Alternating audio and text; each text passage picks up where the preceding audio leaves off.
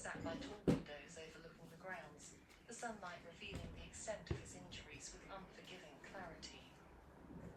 The burn scars along the left side of his face and neck spoke of terrible heat and pain, the signature wounds of pilots whose aircraft had become flying torches.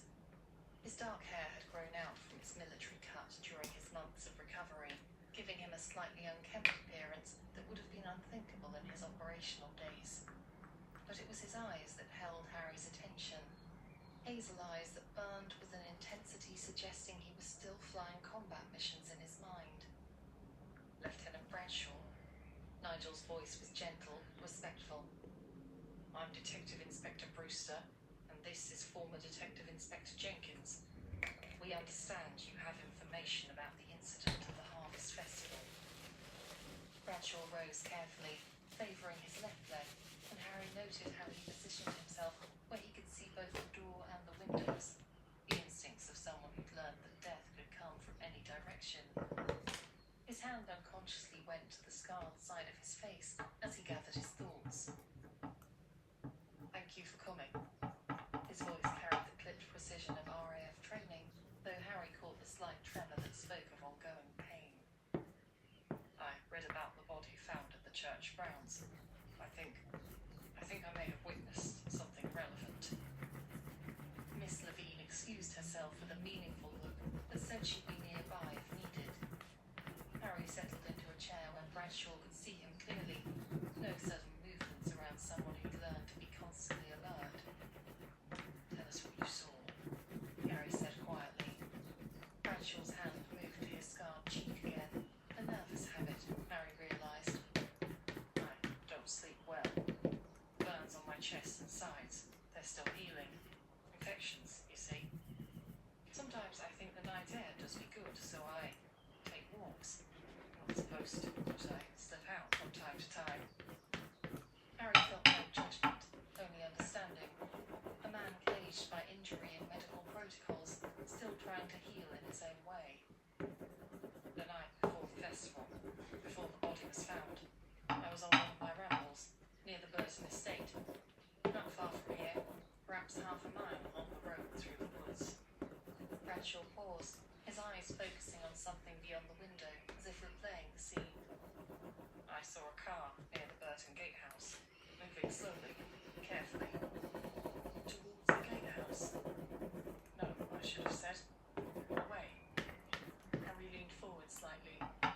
What time was this? Around midnight, I'd say. There was a moon, so I could make out the shapes. The car hit a bump or a rut, and I heard a thump from inside, as if something heavy had bounced about in the back seat. Bradshaw's voice grew more precise, falling into the clear reporting style drilled into aircrew. The car stopped.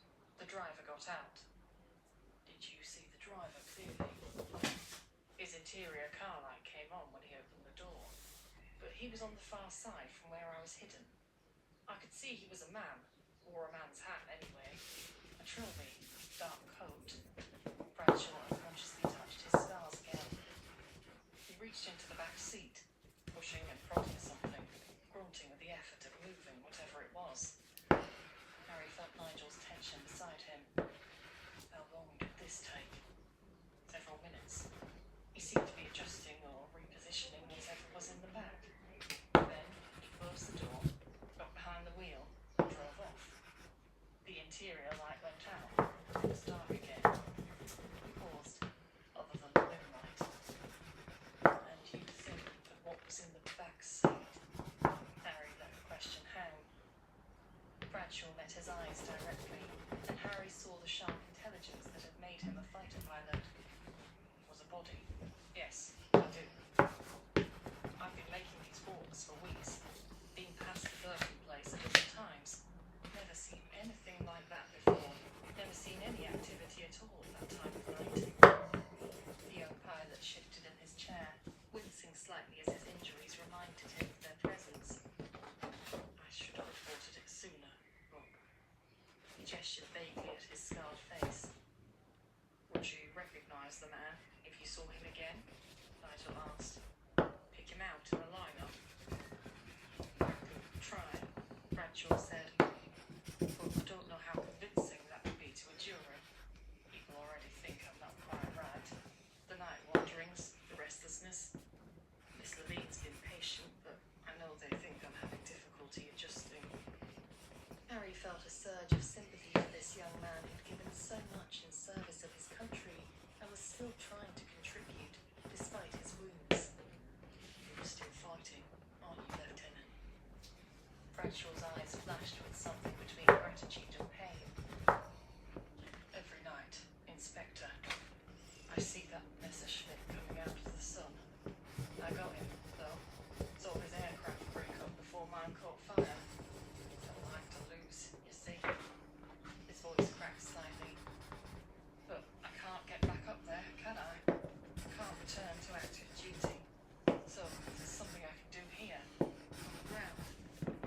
The courage of the young man struck Harry forcefully. A wounded warrior still trying to protect the home front in the only way left to him. Michael Bradshaw might be grounded, but he was still very much in the fight. "Very helpful, Lieutenant," Harry said quietly. "This information could be crucial to our investigation." As they prepared to leave, Harry noticed how Bradshaw automatically positioned himself to watch their departure by the window. Ever vigilant, ever alert, still standing his watch despite burns that hadn't fully healed, and a leg that would never again carry him up the steps of the supplies pit. Some battles, Harry reflected, continued long after the shooting escape. Chapter 23. Catherine. "So, you're the bride-to-be, are you?" Mrs. Vickers skewered Catherine with a look that made her feel a little like a specimen on the microscope's slide. They were meeting in the village hall, a simple stone building dating from the late Edwardian era, just off the village green. Catherine had felt oddly comfortable when she'd first seen its pitched slate roof, small leaded windows, and a wooden sign reading Village Hall above the entrance. Inside, a large main room with a wooden floor and a high beamed ceiling formed the central space, with a modest stage at one end for amateur dramatics and speeches. The walls were painted a light tan colour and adorned with wartime posters encouraging everyone to dig for victory, remember blackout regulations, and conserve both food and fuel. "I have the dress right here."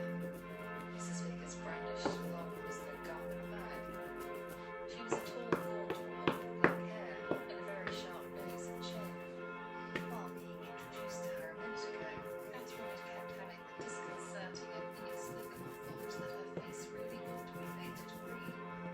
Then, after standing there with her mouth open and a probably idiotic look of confusion on her face, she realised with one of those rare sudden flashes of memory that Mrs. Vickers reminded her of the Milanese, Mr. Rossiter, that she and Blake had seen in the London theatre more than a year ago. Not that Blake would ever have gone on his own volition, but he'd brought Catherine because the book on which the movie was based had been a childhood favourite of hers.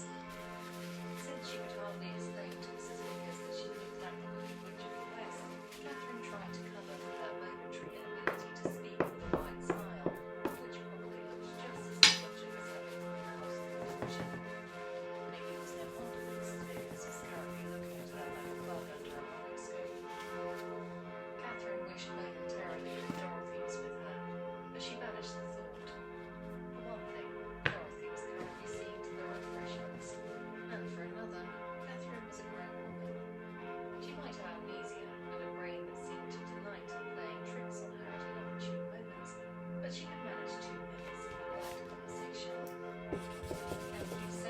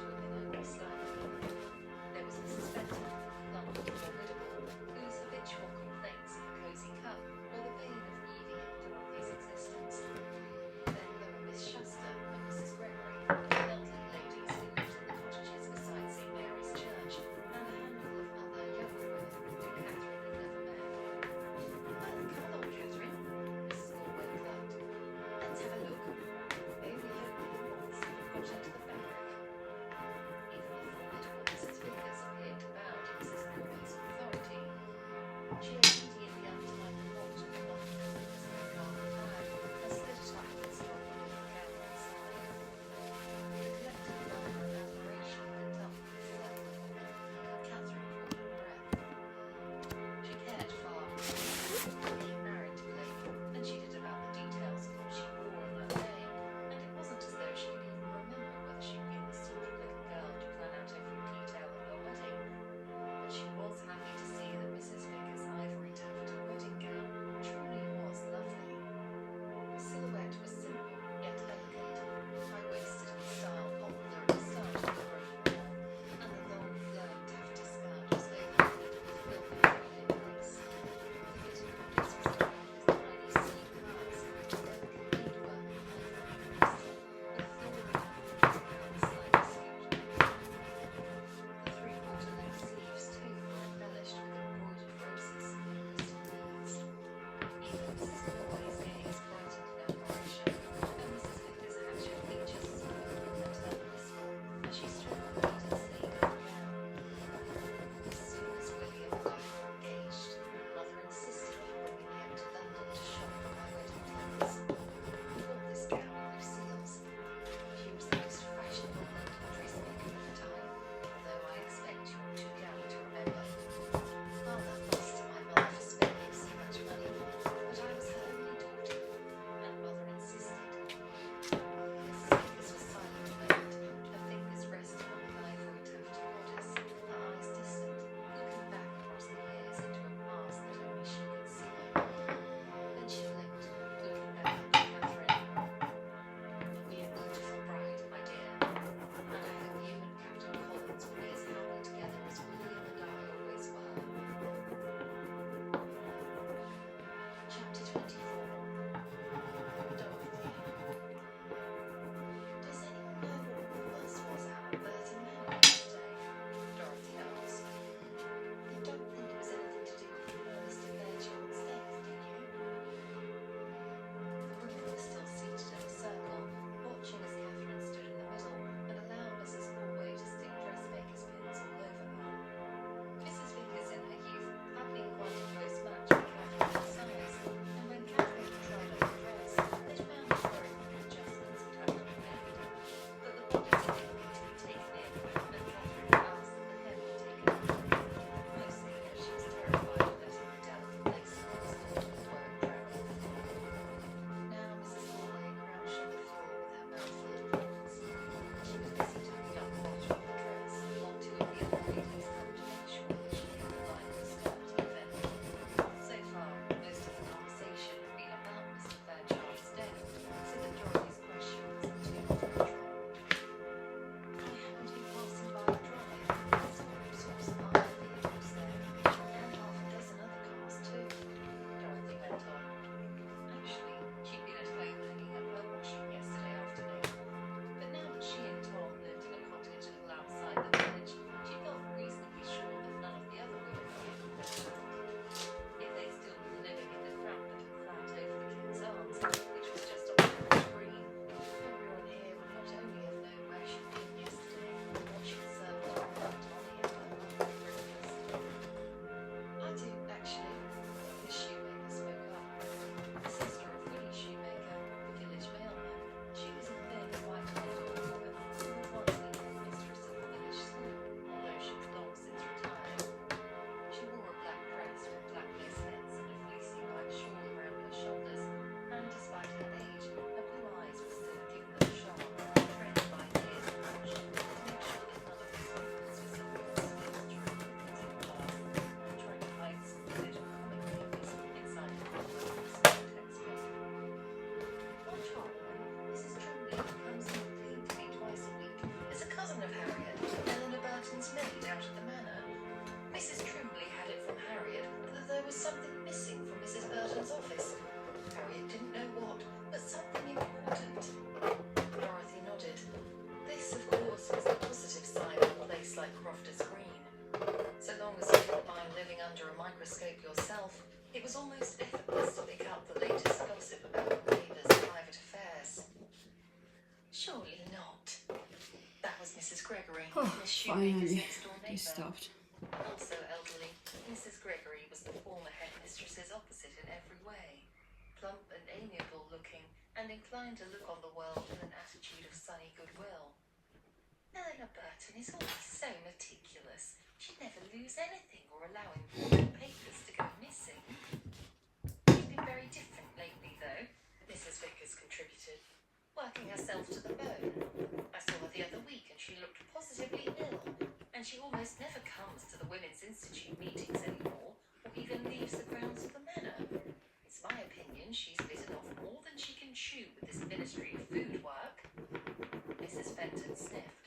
A stout, formidable-looking woman with a cascade of double chins, she managed to pack a wealth of disapproving scepticism into the sniff. Ministry of Food work? Perhaps, but it's my belief that she's preoccupied with something else entirely. She paused, then added significantly, "We've all heard the rumours of a certain gentleman's frequent visits to Burton Manor. German, no less." Mrs. Fenton shuddered, setting her double chins quivering with horror. Dorothy wasn't even slightly surprised that it was Mrs. Fenton who had brought up Mr. Kellerman.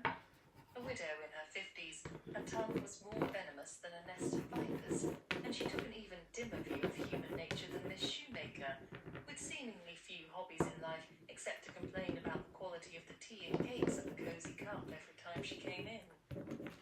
Mrs. Gregory's brown-cheeked face puckered with distress. "Oh, but surely there's nothing at all improper there. Mr. Kellerman is Swiss, not German, and I believe he's been helping Eleanor Burton to try to get word of her son, who's being held in a German prisoner of war camp, poor lad." "Really?" Mrs. Fenton put as much scepticism into the single word as she had into her sniff, but Mrs. Gregory didn't appear to notice. She went on. "Yes, back in Switzerland, Mr. Kellerman had something to do with the Red Cross, I believe. I overheard him talking to Eleanor at a charity tea a few months back, and they were definitely speaking about David Burton. Mr. Kellerman had some hopes of getting David transferred to now what was the word he used? An off flag? Yes, I think that's right. A camp specifically for officers, you know, where there's no forced labour and generally better treatment of the imprisoned men." Mrs. Fenton made a disapproving noise. "And why should David Burton be allowed to receive better treatment than thousands of other British boys who've been captured by those despicable Nazis, I'd like to know? But then, Eleanor Burton always did think her son was a cut above all the other young men his age, the apple of her eye from the time he was born, and nothing too good for him. She spoiled him dreadfully." Dorothy heard the kettle she'd set to boil on the kitchen stove beginning to whistle, and got up to make tea with a murmured excuse.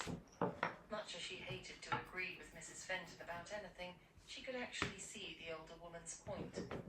Why should David Burton get special treatment just because his mother happened to be friends with a man who had influential pull with the Red Cross? If her Tom had been captured, Dorothy's whole body still turned cold at the thought, even though Tom was now home and safe from ever having to go back overseas. He'd have been stuck in whatever awful camp the Germans had put him.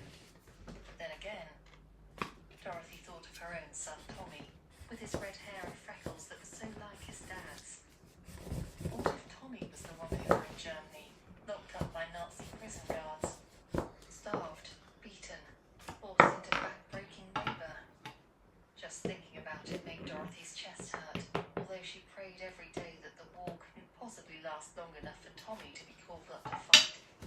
Still, if she'd been in Eleanor Burton's shoes, if Tommy had been captured and made a prisoner of war, wouldn't she be tempted to do anything at all to bring him back home again? Chapter 25. Alice. Alice Greenleaf adjusted the wicker basket secured to her bicycle handlebars, ensuring the glass jars of dried herbs were properly cushioned with old newspapers. The October breeze carried the crisp promise of winter, and she'd wrapped her green wool scarf snugly around her neck before setting out from her cottage. The familiar weight of her herb basket and the steady rhythm of pedalling always helped her think, and today she had much to consider. Miss Penfold's strange visit to her herbal shop the previous day had